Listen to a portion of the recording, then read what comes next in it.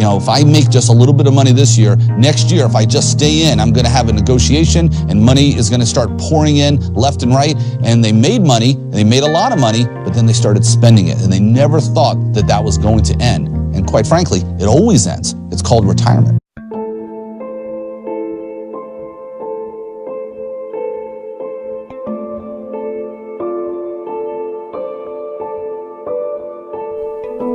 Ed Butowski has seen it too many times. Professional athletes who seemingly have it all, fame, fortune, prosperity, being crushed under the weight of it all, often filing for bankruptcy very shortly after retirement. It happens often enough that it begs the question, are managers, agents, and leaders in the sports industry doing enough to help prepare those who put in the industry's most valuable labor for life after retirement? This question inspired Butowski, a prominent U.S. financial advisor, to found an organization to help athletes manage their finances in partnership with business partner and former Minnesota Twin Torrey Hunter.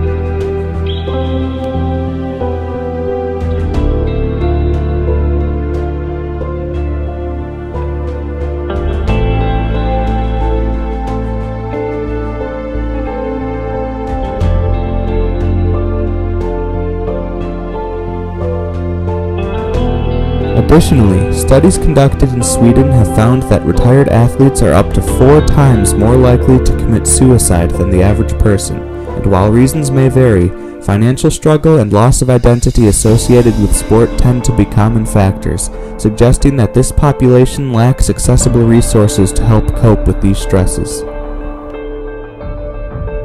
Many organizations have taken steps towards easing these burdens on athletes, including the Kane County Cougars, a minor league baseball organization in Geneva, Illinois. We contacted Paul Quilia, a ticket operations representative, to provide insight in what his organization does to assist its players. He clarified that most players on the team receive a small bi-weekly paycheck, and because minor league teams are financed independently from MLB teams, most do not collect signing bonuses. To help alleviate this financial burden, the Cougars partner with volunteers throughout their community to provide housing that these players can't afford. For an athlete's perspective, we reached out to Dylan Jones, an outfielder for the Schaumburg Boomers baseball team, to provide insight into how his athletic career influences his identity and what steps he takes now to prepare himself for his eventual athletic retirement.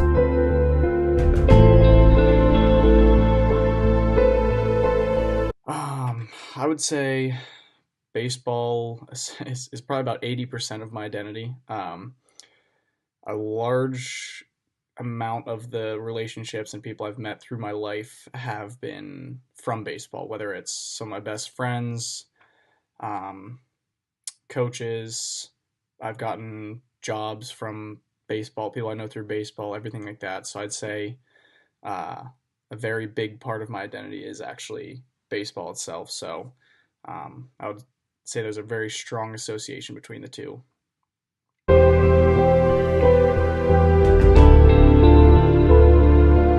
I actually, depends on the day. Some days, if it's raining outside and I don't have anything else to do, I might catch myself thinking about it too much.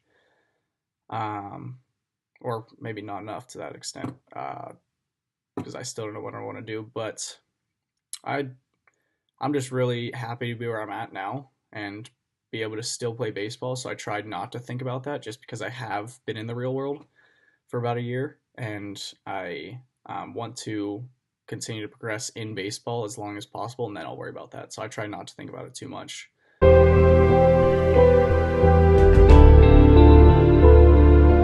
So this off season, I actually took my GMAT, which is the placement test for business school, because I'm not for sure going, but after I'm done with baseball, I'm probably going to eventually go to grad school just to get an MBA, just another level of progression through my career.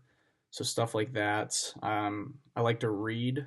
Well, I like to think I like to read. I don't read very fast, so I don't get through books very often, but I have been reading some books about how to progress your career, how to essentially make the best self you can be.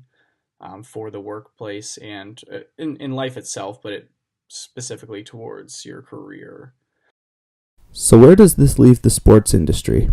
This issue must be addressed. The industry relies almost entirely on its athletes, and industry managers and leaders need to ensure that future athletes have access to the help and the resources that were not available to those in the past in order to sustain their own personal and professional well-being.